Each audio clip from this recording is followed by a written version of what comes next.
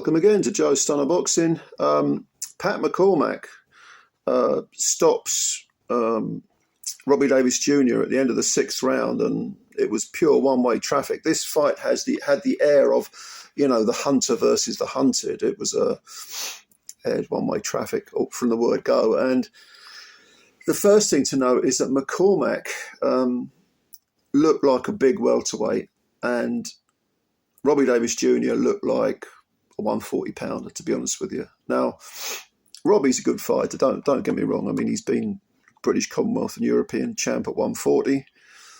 Got a lot of time for the guy, enjoyed watching his career, but yeah, it might be time to say goodbye now. He's 35 years old.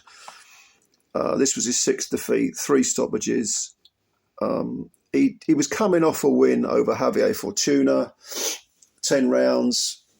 I think that might have been at welterweight as well, but Fortuna is not really a big welterweight either. And that was a 10-round points decision. But Davies Jr. was down in the 10th round.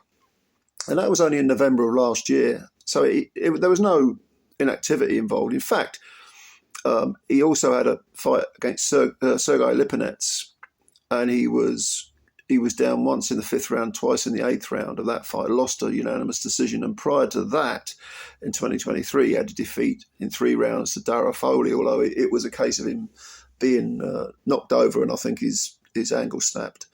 But the point is that this was, the 3rd defeat in 4 fights, 2 of them by stoppage. And McCormack, he was the hunter, and Davies Jr. was the hunted. And what does the hunted do? It tries to survive. He's got 24 wins, Davies Jr., but 15 KOs, never been a one-punch hitter. And at 35, it might be the time to say goodbye. He's had a great career. But 29-year-old Pat McCormack, that's only his 7th pro fight and his 5th stoppage. And he looks like a big, big, tough welter. Big, stocky geezer, broad back, big shoulders, big arms. Yeah, he's a threat. He's a threat. And for a guy with only seven fights, Davies Jr. had a lot of... I wouldn't say Davies Jr. was shot, because even though he was on the floor multiple times, he didn't look to me like a guy who was, completely shot-worn. Clearly, he's not as good as he was, but from the word go, McCormack's physical strength was very imposing. He's quick with his feet, moves in. Davies Jr. was kind of put on the back foot, certainly mentally made to think about what was coming at him rather than what he was going to do. On the occasions when Davies Jr. did try any kind of offence, didn't bother McCormack at all. McCormack was just walking him down. In the 3rd round, there were 2 knockdowns in the 3rd round. I'm trying to think of which was which. There was one that was he sort of sat down Davies Jr. McCormack with he's orthodox fighter, McCormack. He put him down with, I think, a backhand shot. Robbie got up, was a bit shaken, but didn't appear to be in too bad a condition. But then he was knocked over again, I don't know, half a minute later, whatever it was. And this time he was put down seriously put down, and got up shaky right at the end of the round. This was, again, another backhand that put him over. And he kept walking into the right hand, Davies Jr.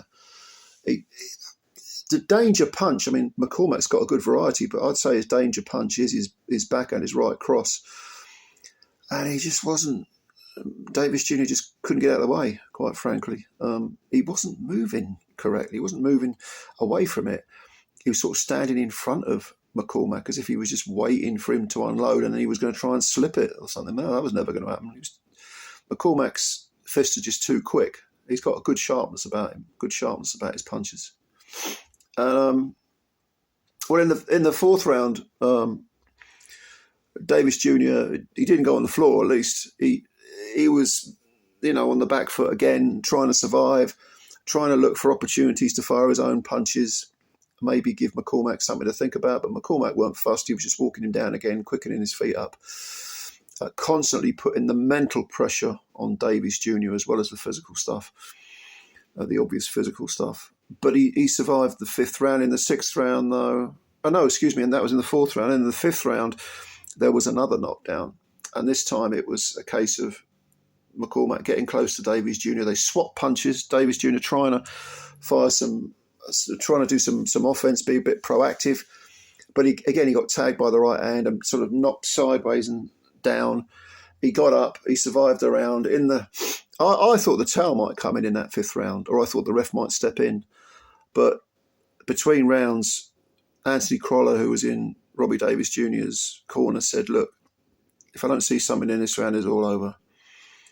And giving him one more round, I suppose. But you were kind of like on edge, thinking McCormack's going to knock him out, because it had that sort of ominous, almost sinister vibe to it, this fight, with McCormack stalking. It was like one of those horror films, where the mummy stalking the prey or the victim. But Davies Jr. did survive that round, and then Crolla pulled him out after 6. A wise decision. So the end is probably nigh for Robbie Davies Jr., at least at any kind of, even domestic level. I think this doubled as an eliminator for the British title. But no, he was in there against someone who was too skilled, too young, too fresh, didn't have many miles on the clock, McCormack. I mean, McCormack did have a 10-rounder against William Herrera. He went the distance there. But he needs more rounds. He's only had 7 fights. He's been the distance in a 6-rounder and in a 10-rounder. He's done 6 in this fight, but it's all one-way traffic. And I think he won every round against Herrera. So he needs someone who's going to put it on him. But I'm all for fighters going the traditional route, British, Commonwealth, European, then on to world. They'll probably fast-track McCormack because he is very good. But at 29, he's a very young 29. I don't think they need to rush him. But yeah, good performance, good fighter, McCormack. What do you think? This, of course, was on the undercard of the Jack Catterall versus Arnold Barboza Jr. fight on DAZN. Go and have a look. Tell me what you think. Comments below. Please subscribe to the channel if you're new and hit the like button as well, because you're helping the channel out and spread the word about Joe Stunner Boxing. Thank you very much, ladies and gentlemen, and bye for now.